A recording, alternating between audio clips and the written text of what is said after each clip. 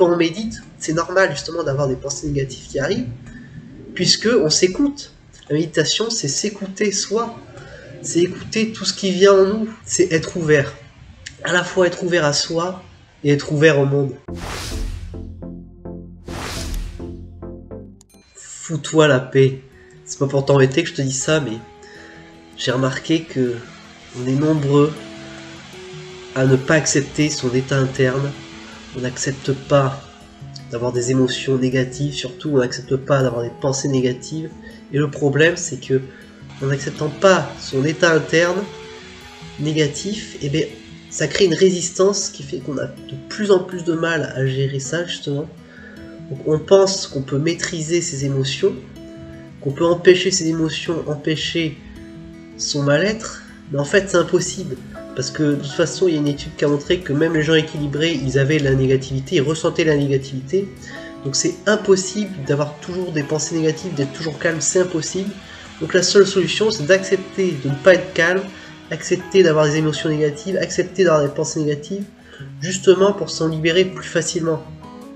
C'est pour ça que Fous-toi la paix, c'est un livre que je suis en train de lire. C'est Foutez-vous la paix et commencez à vivre. C'est Fabrice Vidal qui a écrit ça. Et c'est clairement vrai parce que, en plus, il parle de la méditation. Il montre que la méditation, en fait, elle suit les impératifs de la société, c'est-à-dire surtout les impératifs de perfection, de performance.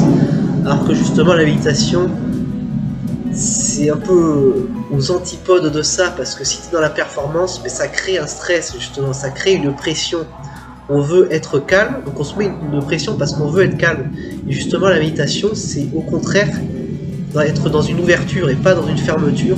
On accepte tout ce qui arrive en nous, même les pensées, justement, même les pensées négatives, même les émotions négatives qui arrivent en nous. Et quand on médite, c'est normal justement d'avoir des pensées négatives qui arrivent, puisque on s'écoute.